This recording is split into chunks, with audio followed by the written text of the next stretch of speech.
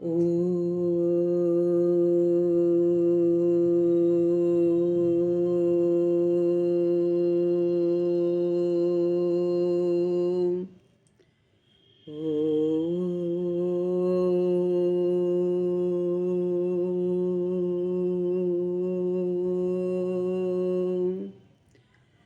ओम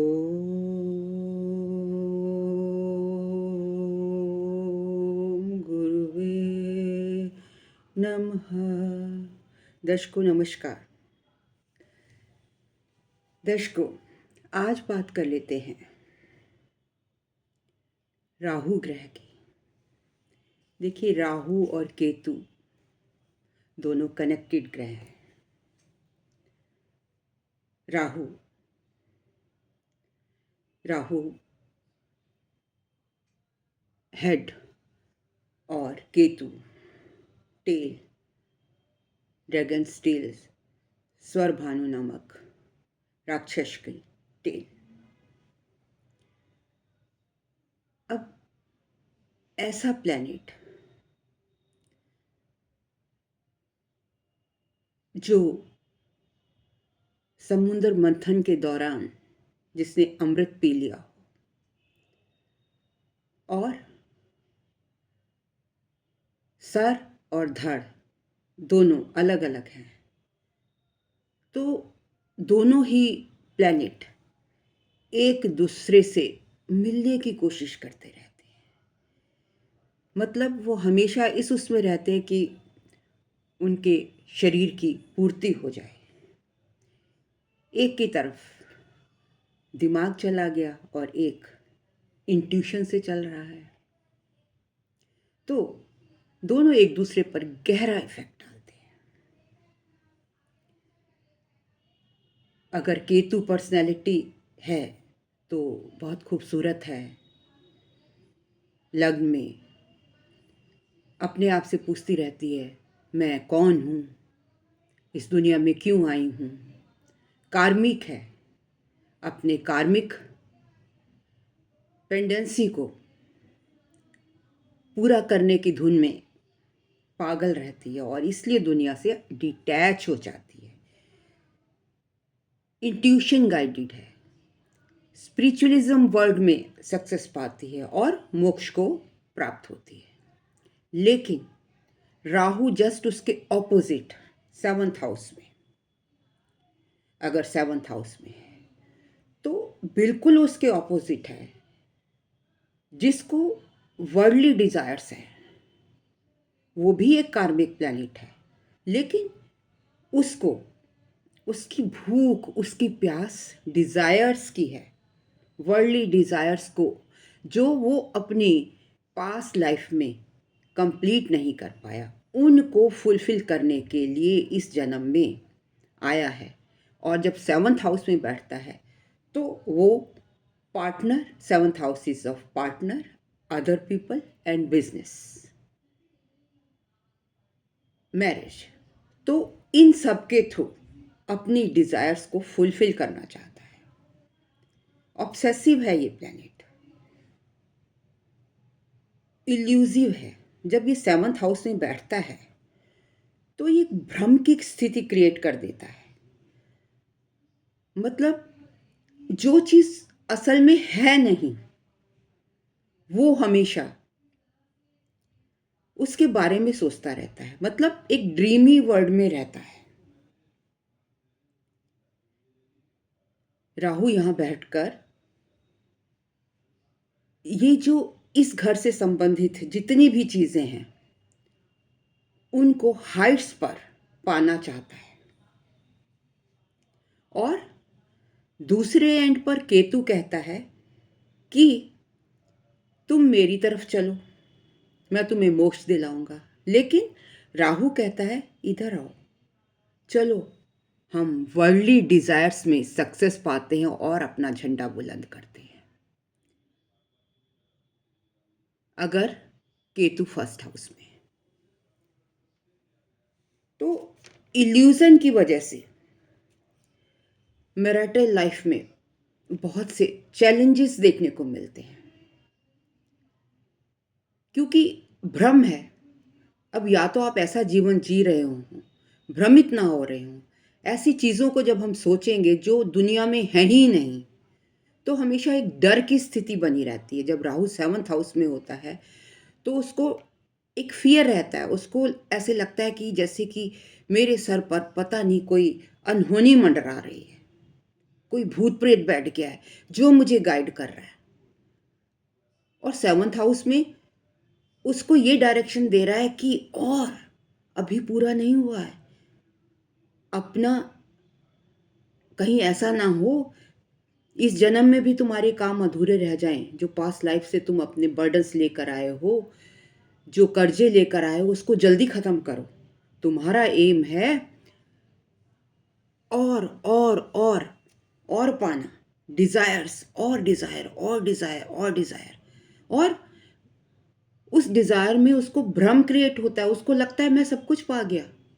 जो केतु है उसको स्पिरिचुअलिज्म पाने के लिए बहुत एफर्ट्स करनी पड़ेंगी, लेकिन जो राहु है वो तो अपने ड्रीमी वर्ल्ड में ही स्पिरिचुअलिज्म को पा जाता है। उसको लगता है मैंने सब कुछ पा लिया, हालांकि उसने पाया नहीं होता, लेकिन उसको स्पिरिचुअलिज्म जल्दी मिल जाता है। मीन्स वो ड्रीमी वर्ल्ड में ही सब कुछ भ्रमित है ना, भ्रम हो जाता है, हेलुसिनेशन हो जाता है उसको कि मुझे तो भगवान मिल गए। और केतु केतु तो अंदर जाता रहता है, उसको तो असली घंटी, जब असली आंतरिक आत्मा की घंटी बजती है तब उसे सेटिस्फैक्शन मिलता है और उसका अंग अंग प्रफुल्लित हो जाता है, उसका आभा मंडल तेजस्वी हो जाता है। ऐसा नहीं कि राहु स्पिरिचुअल प्लैनेट नहीं है, इट डिपेंड्स कि वो किस राशि में बैठा है, क्योंकि उसकी अपनी कोई राशि नहीं है। वो जिस भी प्लैनेट के साथ बैठा होगा, जिस साइन में बैठा होगा, उसके अकॉर्डिंग ही बिहेव करने लगता है, उसकी क्वालिटीज ले लेता है।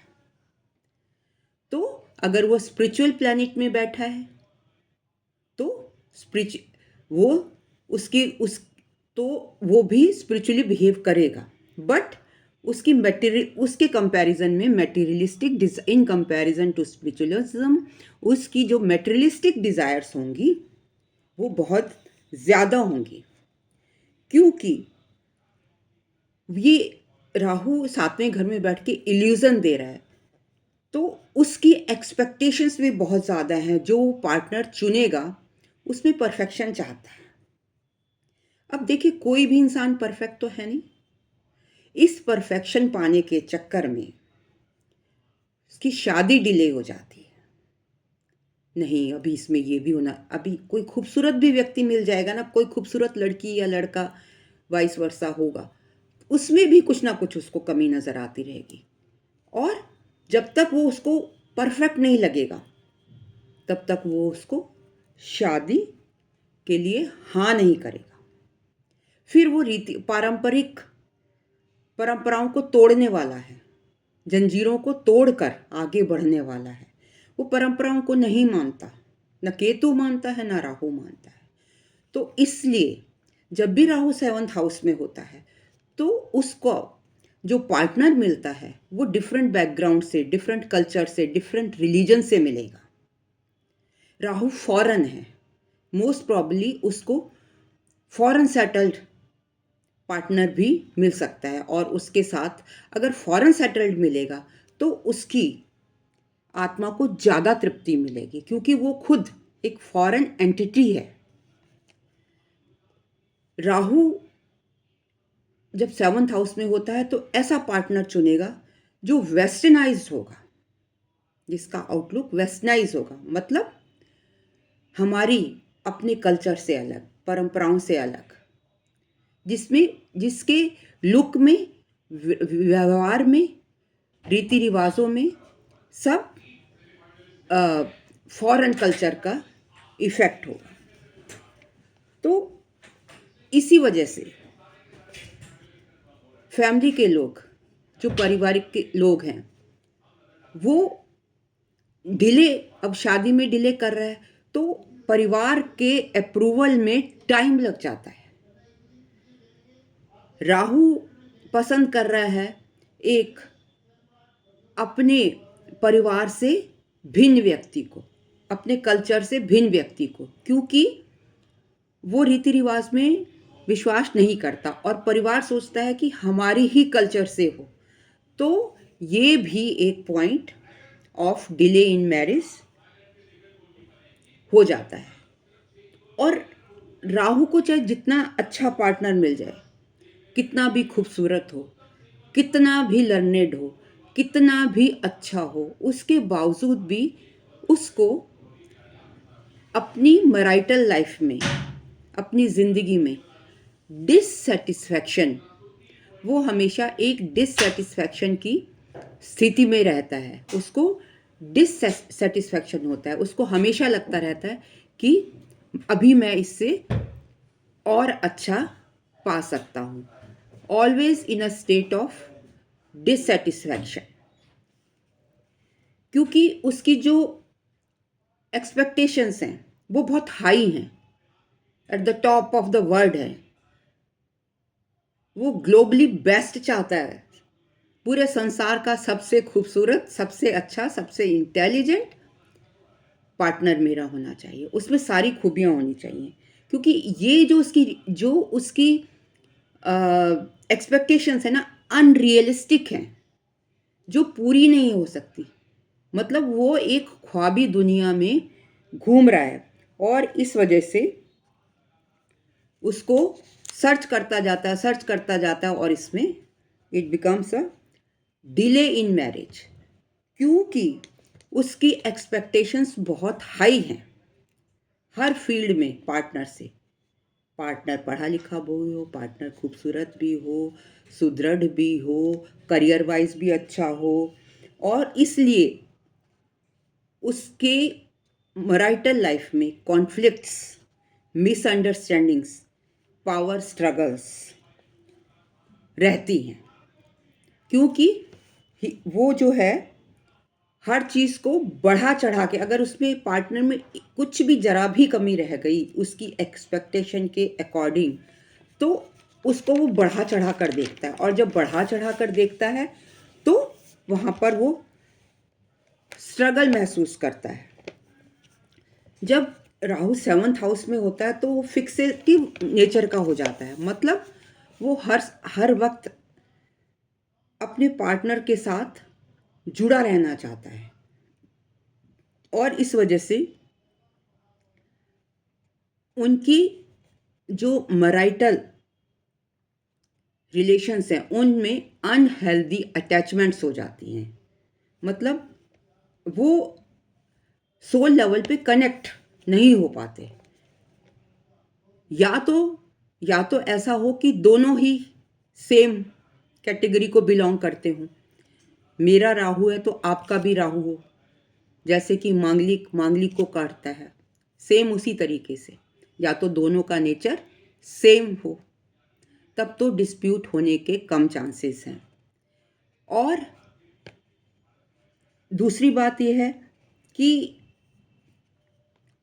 हमेशा अगर ऐसा नहीं है तो एक पार्टनर को अंडरस्टैंडिंग से चलना ही पड़ेगा। उसको मालूम है, एस्ट्रोलॉजी का यही फ़ायदा है कि अगर राहु, आपको पहले मालूम है कि जो मेरा पार्टनर जिसके 7th हाउस में राहु है, तो मुझे इस टाइप का पार्टनर मिलने वाला है, तो उसको पहले ही अपना अंडरस्टैंडिंग से चलना चाहिए कि वो इस तरह की एक्सपेक्टेशंस रखेगा, उसके अकॉर्डिंग उसकी डिज़ायर्स को फुलफ़िल करने की कोशिश करनी चाहिए। अदरवाइज़ क्या होता है कि वो उसके एक्स्ट्रा मैरिटल अफेयर भी हो जाते हैं पार्टनर के, वो छोड़कर दूसरों की तरफ देखने लगता है। तो और डिवोर्स भी की स्थिति भी आ सकती है in case fulfilment of desires नहीं हुई, क्योंकि यहाँ से 7वें घर का राहु 11th हाउस से 5वीं दृष्टि को देखता है। तो अगर उसकी डिज़ायर्स फुलफिल नहीं हुई तो इन दैट केस वो एक्स्ट्रा मैरिटल अफेयर्स में भी इन्वॉल्व हो सकता है। और क्योंकि वो 7वें घर में से 11th हाउस को देख रहा है, हाउस ऑफ गेन्स और हाउस ऑफ फ्रेंड सर्कल, तो ऐसे में उसकी इनकम में उतार चढ़ाव और फ्रेंड सर्कल में भी उतार चढ़ाव आ सकता है। मतलब कभी तो एकदम से उसका जो लेवल ऑफ अर्निंग है वो हाई पहुंच जाएगा, और कभी उसका लेवल ऑफ, उसमें मतलब आपको वेव्स देखने को मिलेंगे, हाई एंड लो, कभी एकदम से लो हो जाएगा। और इसी तरीके से फ्रेंड सर्कल, कभी तो फ्रेंड सर्कल बहुत बड़ा हो जाएगा और कभी फ्रेंड सर्कल आपके पास सिंगल ही फ्रेंड रह जाएगा। इस तरीके का भी देखा गया है। और यहाँ से ये मैंने के सातवें घर को देखता, पहले घर को देखता, उसके बारे में केतु का मैं ऑलरेडी बता चुकी हूँ। जब ये थर्ड हाउस को देखता है नौवीं दृष्टि से, तो वहाँ उस वजह से ये आपको काफ़ी साहसी बना देता है, आपकी महत्वाकांक्षाओं को काफ़ी बढ़ा देता है। तो व्यक्ति बहुत महत्वाकांक्षी हो जाता है, भ्रमित हो जाता है। इससे उसकी जो है अनिश्चितता बढ़ जाती है।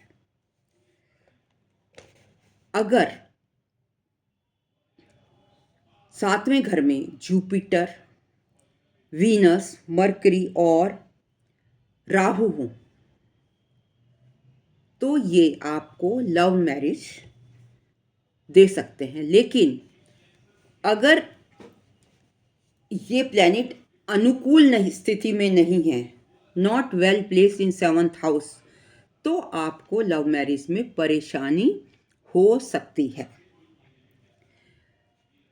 42 ईयर्स, 42वें साल, जब मतलब आपका 41वां साल पूरा हो जाता है और आप 42वां साल शुरू करते हो, ये एज है राहु की, तो आपकी फैमिली लाइफ अच्छी हो जाती है।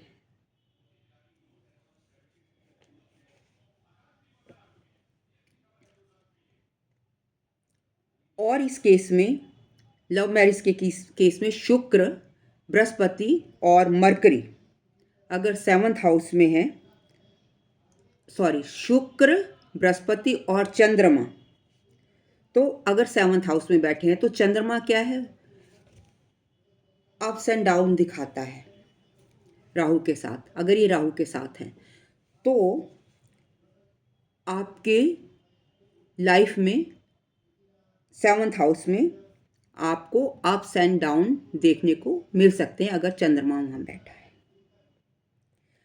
और अगर आप लव मैरिज कर रहे हैं, तो उस केस में आपके जो लव मैरिज का कारक कौन है, गुरु और शुक्र, तो ऐसे में ये दो प्लैनेट का अगर राहु बैठा है तो स्ट्रांग होना ज़रूरी है, तब आपकी लव मैरिज अच्छी चल सकती है। और अगर इसके ऊपर ये राहु अकेला बैठा है, तो मोस्टली ऐसा देखा गया है कि अच्छे रिजल्ट्स देता है। लेकिन अगर इसके ऊपर मैलिफिक प्लैनेट्स जैसे कि मंगल और शनि जैसे प्लैनेट्स का इफेक्ट आ जाए, तो बहुत ज़्यादा डिस्प्यूट्स बढ़ सकते हैं। अब ये तो मैं ऑलरेडी बता चुकी हूँ कि राहु को हमेशा लाइफ में फियर बना रहता है, डर डर का, ऐसा व्यक्ति डर डर कर रहता है। लेकिन क्योंकि ये ऑब्सेसिव होता है और कार्मिक प्लैनेट है और इल्यूजन है इसकी लाइफ में, तो इस वजह से राहु की लाइफ में, मैरिटल लाइफ में डिस्टर्बेंस देखी गई है। राहु शक भी बड़ी जल्दी करता है, इट इज़ अ मिस्टीरियस और शक्की नेचर का होता है जब सातवें घर में बैठता है। इसकी डिमांड्स बहुत ज़्यादा होती है, ये जो प्लैनेट है डिमांड्स का है, डिमांडिंग नेचर है। सातवें घर में अपने पार्टनर को हमेशा से डिमांड करता रहता है, उसकी ओवर एक्सपेक्टेशंस होती हैं, खर्चा भी बहुत ज़्यादा करता है, एक्सेसिव, मतलब हर चीज़ के लिए में एक्सेसिवनेस शो करता है। इसीलिए कन्फ्यूज़न, कॉन्फ्लिक्ट रिलेशनशिप में पैदा होने की चांसेस होते हैं। लेकिन यहाँ पर अगर अकेला है तो सेवंथ हाउस में होने पर इतना बुरा नहीं कहा गया। अगर ये एरी साइन में है, क्योंकि हवा जो है सब जगह जाती है, तो आप देखेंगे कि ये रिलेशन में सेटिस्फाइड नहीं होते और एयर ही हवा तो सब जगह घूमती है। अगर आपने इसकी डिज़ायर को पूरा नहीं किया अपने पार्टनर की, तो ये इधर उधर ज़रूर झांकेगा।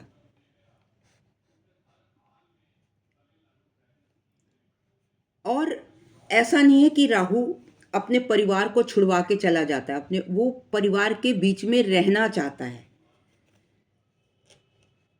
परिवार को तुड़वाता नहीं है, लेकिन सबसे अलग थलग नज़र आता है। मतलब उसके जो अपने परिवार से वैचारिक भेद भेद होते हैं, उनको मतलब उनको बताता नहीं है कि मेरे मन में क्या है, सीक्रेटिव नेचर का है। तो उन लोगों तो वो लोग कहते हैं कि ये तो भैया अलबेला ही व्यक्ति है, अब हजारों में अकेला है, क्योंकि बताता ही नहीं तो घर वालों को पता ही नहीं चलता कि ये चाहता क्या है। पर हाँ, उनके लिए करता है, उनके साथ रहना चाहता है। अब ये यंग एज से ही अपने करियर के प्रति, अपनी एजुकेशन के प्रति, अपने वर्क एक्सपीरियंस के प्रति जो है सचेत हो जाता है। उसका मतलब राहु जब होता है तो उसको सचेत करना चाहता है कि भाई तुम सचेत हो जाओ, अपना कैरियर का चुनाव अभी से कर लो, तुम्हें किस तरफ जाना है, क्या करना है, डायरेक्शन चूज कर लो। लेकिन राहु यहाँ थोड़ा ज़िद्दी होता है, वो आपकी मतलब चाहता तो है लेकिन अपनी मर्जी से जाएगा, ज़िद्दी है, आपकी बात को करियर के चुनाव में नहीं मानेगा। अगर सातवें घर में राहु है तो आपको क्या करना है, आपको लॉयल रहना है। अगर आप लॉयल्टी नहीं दिखाओगे तो आप धोखा खा सकते हो, अदरवाइज ये राहु आपको बर्बाद कर देगा। मतलब इफ़ यू आर लॉयल तो आपका परिवार नहीं टूटेगा, इफ़ यू आर डिसीटफुल तो ये आपको बर्बाद करके रख देगा। जब सातवें घर में राहु है तो ऐसा भी देखा गया है कि आपको गवर्नमेंट से बेनिफिट मिलेंगे, फायदा मिलेगा। और बेनिफिट बेनिफिट की और सॉरी मैरिज की एज क्या, मतलब आपको बहुत छोटी एज में, मतलब छोटी क्या 21 साल से पहले जो अगर राहु है तो उससे पहले शादी ना कीजिए, इट इज़ एडवाइजेबल। और मल्टीपल सोर्स ऑफ मैरिज होते हैं जब राहु 7th हाउस में होता है, there are multiple source of marriage. और जो पैसे की स्थिति होती है जब 7th में राहु है तो उसको जनरली किसी से मांगना नहीं पड़ता, समाज में आसानी से उसको पॉलिटिक्स में जा सकता है, समाज में आसानी से दूसरों लोगों के साथ उसको इंटरेक्शन रखना पड़ता है और समाज में आसानी से वो कमा पाता है। लेकिन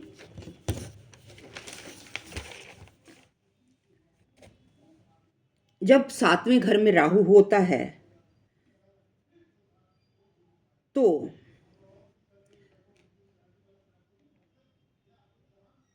सूर्य आपकी जन्म पत्री में सूर्य जहाँ पर भी बैठा होगा उसके लिए अच्छे रिजल्ट देगा। इसीलिए मैंने कहा है कि इसको गवर्नमेंट से फ़ायदा होता है, मतलब जिस भी घर में बैठ जाएगा तो वहाँ पर राहु सूर्य को सपोर्ट करेगा, मतलब गवर्नमेंट से उसको, उस पर्टिकुलर हाउस को गवर्नमेंट से फ़ायदा होगा, गवर्नमेंट से या आ, उस हाउस के सिग्निफिकेशन से। उस व्यक्ति को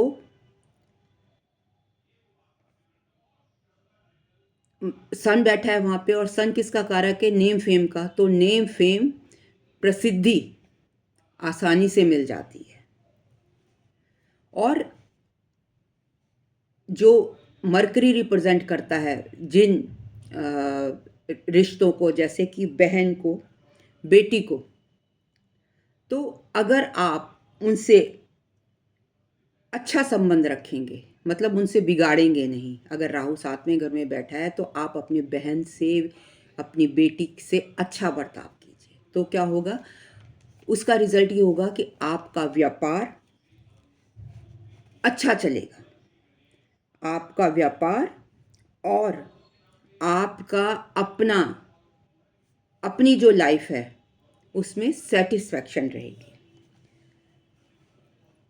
अगर अब नेगेटिव एस्पेक्ट देख लेते हैं। अगर राहु नेगेटिवली बिहेव कर रहा है 7वें घर में, तो आपकी शादी डिले होती है, पत्नी के साथ डिफरेंस ऑफ ओपिनियन होंगी, पत्नी की तबीयत खराब, मतलब उसके हेल्थ पर भी असर पड़ सकता है। अगर बुध, सूर्य और शुक्र की स्थिति, राहु जब 7th में है, इनकी स्थिति अगर अच्छी नहीं है, इन दैट केस, अगर आपका राहु खराब है, अच्छे रिजल्ट नहीं दे रहा 7th हाउस में, तब क्या ना करें, तब आप कुत्ता ना पालें, भूलकर भी कुत्ता ना पालें, और ना ही कुत्ते की सेवा करें। अगर 7th हाउस में आपका राहु बैठा है, क्यों? अगर आप 7वें घर में राहु बैठा और कुत्ता पालेंगे और उसकी सेवा करेंगे, तो उसमें आपके जीवन साथी की हेल्थ खराब हो सकती है। मतलब जो आपके पार्टनर की हेल्थ पर इफेक्ट हो सकता है।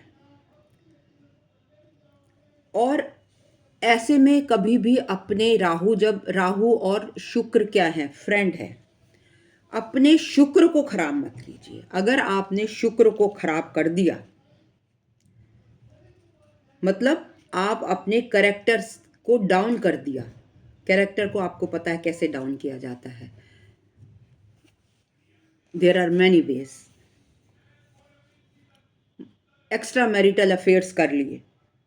नॉर्मली देखा जाता है कि जब राहु 7th में होता है तो एक्स्ट्रा मैरिटल अफेयर्स हो जाते हैं, तो आपके धन की स्थिति भी खराब हो जाएगी और आपके पार्टनर की हेल्थ भी खराब हो जाएगी। तो जब 7th में आपके राहु है तो बी कॉशियस। आप ना तो मैरिटल अफेयर्स करिए, अपने शुक्र को स्ट्रॉन्ग रखिए, तो आपका व्यापार भी चलेगा, आपकी पत्नी की जो वो है हेल्थ भी सही रहेगी और मैरिटल इश्यूज भी नहीं अराइज होंगे। अब ऐसे लोगों का देखा जिनका 7th में राहु है, उनका पैसा वो मतलब अपने नियर डियर को, जो रिलेशन में पैसा दे देते हैं। लोग आते हैं और वो पैसा, क्योंकि उनके पास काफ़ी पैसा दे ही देते हैं, लेकिन क्योंकि ऊपर से केतु देख रहा है ना, तो वो उसका इफेक्ट तो आएगा ही। वो कहता है कि दे दो, कोई बात नहीं, लेकिन वो पैसा उनके पास फंस जाता है। वो रिश्तेदार कभी उनका पैसा, समझो एक बार दे दिया तो वापस नहीं आएगा। इसलिए अगर आपको राहु 7th में है तो सोच समझ कर पैसा दें, वो पैसा कभी आपका वापस नहीं आएगा। अगर आप शेयर मार्केट में, लॉटरी में, सट्टा बाजार, इस सब में पैसा लगा देंगे, सोचें 7th में राहु है और मैं इन सब में लगा देता हूँ, मेरे पास काफ़ी पैसा है, आपका पैसा बर्बाद हो जाएगा, लॉस हो जाएगा। और आपको लॉस होने के साथ साथ आपको बदनामी भी मिलेगी, आपकी रेपुटेशन भी डाउन हो जाएगी। ऐसे में राहु क्या रिप्रेजेंट करता है? राहु रिप्रेजेंट करता है कच्चा कोयला, राहु रिप्रेजेंट करता है इलेक्ट्रिसिटी, बिजली और पुलिस डिपार्टमेंट। अब राहु को अपने ही काम नहीं करने चाहिए, अब देखिए केतु के केस में तो ये है, केतु गाइडेड पर्सन है तो आप केतु के काम करेंगे तो आपके लिए अच्छा है, केतु ये कहता है। लेकिन राहु के केस में, राहु तो अमलगमेशन भी शो करता है, गलत काम भी शो करता है। तो इसलिए मैं ये नहीं कह रही कि पुलिस का काम कोई खराब है या, पर राहु के केस में आप ये काम ना कीजिए, आपके लिए अच्छा नहीं है। अगर आप इस काम में, अगर आप इस काम को अपनाएंगे तो क्या होगा, आपकी खुद की स्वयं की हेल्थ जो है वो क्या होगी, खराब हो जाएगी। अगर अब आपका इसका उपाय क्या है, ये जनरली लाल किताब का उपाय है। वैसे तो मैंने आपको राहु के बहुत से उपाय बताए हैं, लेकिन ये लाल किताब का उपाय है। अगर चाहे वो मेल की कुंडली है चाहे फीमेल की कुंडली है, तो जब शादी होती है और फेरे हो रहे होते हैं तो लड़की के पेरेंट्स उसको चांदी ज़रूर देते हैं। कई जगह आपने देखा कि चांदी की ईंट भी देते हैं, सोने के सिक्के की जगह चांदी का सिक्का देते हैं। तो वो जो टुकड़ा मिलता है लड़की के घर से, उसको आप हमेशा संभाल कर रखें। तो ऐसे में क्या होगा, राहु आपका रक्षक बन जाएगा, आपका जो मैरिटल, जो आपके गृहस्थी में संकट आता है उनको वो हर लेगा। तो this is a very good remedy when Rahu is in 7th house. और भी बहुत सारी रेमेडीज़ हैं, उनको जानने के लिए आप मुझे कांटेक्ट कर सकते हैं snehkapoor1812@gmail.com पर। और अगर आपने अभी तक मेरा चैनल सब्सक्राइब नहीं किया है तो प्लीज़ डू सब्सक्राइब। मैं ऐसे बहुत से वीडियोस जो आपकी जनरल लाइफ से रिलेटेड हैं और आपको लाइफ के लिए फ़ायदेमंद हैं, मैं लेकर आऊँगी। आपके कमेंट्स, आपके सब्सक्रिप्शन, आपकी सपोर्ट से मुझे अभी तक मेरी जो मनोबल है बढ़ता रहा है और आगे भी बढ़ता रहेगा। उसके लिए मैं आपको धन्यवाद करती हूँ। अब दूसरा उपाय ये है कि कोई भी चांदी का आप चौकोर टुकड़ा ले लें छोटा सा, उसको गंगा जल में रख के अपने बेड के नीचे रख दें। अगर वर्षफल में भी राहु आपके 7th हाउस में आ रहा है तो तब भी राहु आपको हिट करेगा। वर्षफल में अगर वैसे राहु नहीं है, वर्षफल में राहु आ गया 7th हाउस में, तो भी आप ये उपाय कर सकते हैं। लेकिन जब वर्षफल में होगा हाँ, तब भी आप ये उपाय कर सकते हैं। तब आपको क्या करना है, एक आपको जो जैसे जिसमें ऑयल आता है, घी आता है, वैसा डिब्बा जो होता है उस, या कोई भी टीन का डब्बा आप ले लीजिए, उसके अंदर आप गंगा जल भर लीजिए। गंगा जल भर के एक चौकोर चांदी का टुकड़ा रख लीजिए और उसको ऊपर से सील कर दीजिए। सील करके और उसके नीचे उसको कोई लकड़ी का स्क्वायर या कोई राउंड जैसा भी, मतलब कोस्टर या कुछ भी लकड़ी का कोई ब्लॉक रख के उसके ऊपर जो है आप रख दीजिए। क्योंकि ये जो लकड़ी है वो शनि को रिप्रेजेंट करती है और शनि राहु को, राहु का जो है वो है कोलॉर्ड। तो इस वजह से आप उस लकड़ी के ऊपर रख दीजिए। और राहु की रेमेडी गंगा जल है, आप गंगा स्नान कीजिए तो उससे भी आपका राहु को राहत मिलेगी। तो राहु जब 7वें घर में हो तो शनि का उपाय जरूर करें। आप 7 सूखे नारियल जो जटा वाले होते हैं वो ले लीजिए और 7 शनिवार तक 7 नारियल लेने हैं। एक नारियल नहीं, 7 नारियल लेकर अपने ऊपर से एंटी क्लॉकवाइज 7 बार या 11 बार वार कर या 21 बार वार कर उसको चलते पानी में 7 शनिवार तक उसको प्रवाह करें। तो देखिए ये थी कुछ रेमेडीज़ जो मैंने आपको बताई। बताने के लिए मेरे पास अभी भी बहुत कुछ है राहु के बारे में। तो आप बेल आइकॉन दबा दीजिए, सब्सक्राइब कर लीजिए सो दैट कि मैं आपको, अगर मुझे टाइम मिला तो मैं इसका नेक्स्ट पार्ट बनाऊंगी। राहु इन 7th हाउस। बहुत कुछ है, जितना अभी बताया उससे बहुत कुछ ज़्यादा है बताने के लिए, लेकिन वीडियो बहुत लंबा हो गया है, तो इस वजह से मैं अपनी दिव्या को विराम देती हूँ और सरस्वती माँ का धन्यवाद करते हुए, आप लोगों का धन्यवाद करते हुए, नमस्कार।